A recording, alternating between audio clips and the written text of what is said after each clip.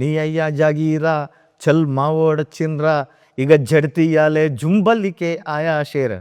ఈ జడితీయాలే అనే పదం కూడా చాలామంది నన్ను అడిగారు.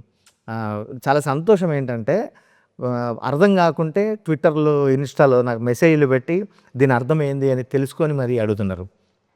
జడితించడం అంటే మామూలుగా తెలుగులో ఒక పదం ఉంది జలధరింపు అని. అంటే మనకి ఏదన్నా ఒక షాక్ అయినప్పుడు ఏదైనా అయినప్పుడు ఒళ్ళు ఇట్లా ఒకసారి జలధరిస్తుంది కదా, వనకాలే అంటాం చూసినావా, అది మామూలు ఇక్కడ అమ్మవారికి మేకల్ని బలిచేటప్పుడు అది జడితిస్తుంది ఒళ్ళు ఒక్కసారి ఇట్లా ఒప్పుతున్నట్టు, అది అట్లా నీ ఒళ్ళు వనకాలే బిడ్డ, అందుకని అది జడితీయాలే అని రాసినాం. ఇంకా స్టోరీ చెప్పుకుంటూ కూడా దానికి ఆ టాటూకి చాలామంది కనెక్ట్ అయ్యారు. అసలు దాని వెనుక ఒక అద్భుతమైన ఎమోషన్ ఉంటుంది సినిమాలో. ఈ జడల్కి కూడా ఒక అద్భుతమైన ఎమోషన్ ఉంది. అసలు శ్రీకాంత్ మామూలు ప్లాన్ చేయలేదు మనిషి. ఆయన మ్యాడ్నెస్ అండి. ఆయన నేను ఇప్పుడే ఇండస్ట్రీకి వస్తున్నాము చూస్తున్నాము, బిగినింగ్లోనే ఇలాంటి ఇంత ప్యాషన్తో ఉన్న డైరెక్టర్తో మనకు అవకాశం దొరుకుతున్నప్పుడు అది మనని కూడా పుష్ చేస్తుంది. ఇంకా మనం తాంటి ఇంకా ఏదో ఒకటి చేయాలి, మన లోపల ఉన్నది కూడా అది బయటకు తీసుకొచ్చేది. అది అసలు ఎంత సైలెంట్గా ఉంటాడంటే ఎన్ని రాసినా కూడా అన్న బాగుందన్న అని మళ్ళీ తర్వాత మెసేజ్ పెడతాడు, అన్న అది ఎక్కట్లేదన్న ఇంకొక్కటి చూడవా అని. ఫస్ట్ మేము ఏం రాసుకున్నాం తెలుసా, ఏ తుజ జిందా జలానే పేట్ భర్ కిలానే అరే జుంబలికే ఆయా షేర్ అని హిందీలో స్టార్ట్ చేసినాం. అంటే నిన్ను నిలువున తగలబెట్టడానికి మా కడుపులు నింపడానికి ఒక సింహం వచ్చింది అని. కానీ దానికి మళ్ళీ మా ప్రొడ్యూసర్ గారు ఏమండి మీరు హిందీలో స్టార్ట్ చేస్తే హిందీకి ఓకే కానీ చాలామందికి ఇక్కడ కావాలి కదా, అందుకని తెలుగులో మార్చండి అంటే అప్పుడు నీ అయ్యా జాగీరా అని అదంతా రాసుకుంటూ వచ్చినాం.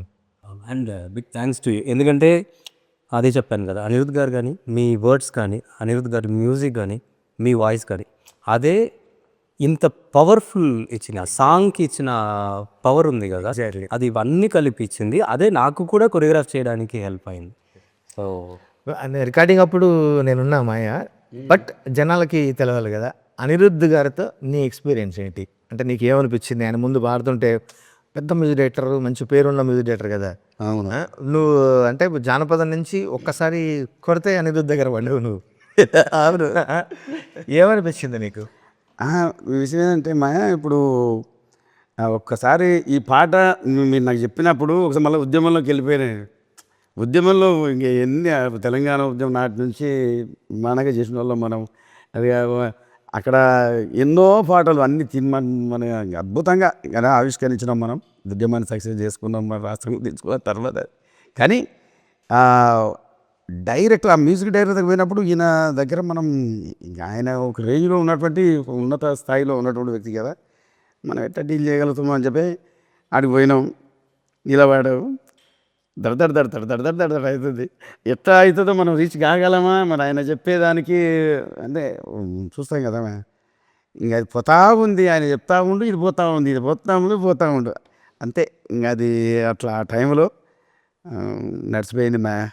ఆయన చెప్పినట్టుగానే మనం మ్యాక్సిమం మనం రీచ్ అయినాం. పాటకు అనుగుణంగా ఎక్కడ ఏ విధంగా ఏం చేయాలో అవన్నీ కూడా చేసినాం. అంత పెద్ద డైరెక్టర్ అయినా కానీ ఇంత పేరు అద్భుతంగా, చాలా అద్భుతంగా ప్రేమతోటి చాలా బాగుంది. చాలా నన్ను ఎంకరేజ్ చేసుకుంటా చాలా అద్భుతంగా పాడించింది పాట. నిజంగా అసలు ఆయన ఒక్కొక్కటి చెప్తుంటే బాగా అనిపించింది నాకైతే. ఫస్ట్ చాలా అసలు కంపోజింగ్ కూడా అంటే వెనక చేయడము ఫస్ట్ ట్యూన్ ఫైనలైజ్ చేసినప్పుడు వినిపించి అనిరుద్ధ్ చెప్పిన మాట ఒకటే, ఇది జస్ట్ 2% ఇది అని. అప్పటికే మేము వైబ్ అవుతున్నాం.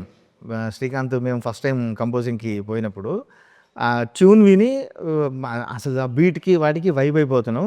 ఆయన చెప్పింది 2% అని. ఆయన ఎప్పుడు ఒక సాంగ్ కంపోజ్ చేస్తున్నప్పుడు మనకు ఫస్ట్ చేస్తున్నప్పుడు ఇది ఒక 2%, 10% అంటే ఆ సాంగ్ వచ్చేదాకా దీనికి ఇంకా ఎంత న్యాయం చేయాలి అన్న హార్డ్ వర్క్ రోజు ఆయన పెడుతూ ఉంటారు. సో అదే థింక్ చేస్తూ మారుస్తూ ఆ తర్వాత అవన్నీ యాడ్ చేసింది అదే. సవారీకి దొరుకు బిడ్డ ఇవన్నీ తర్వాత యాడ్ అయినాయి. మధ్యలో వస్తున్న వాయిస్ ఉంది, వస్తుంది అసలు ఆ నడపడం ఆరు అన్నీ కూడా కొడక ఎదనడం అసలు అవన్నీ నెక్స్ట్ లెవెల్.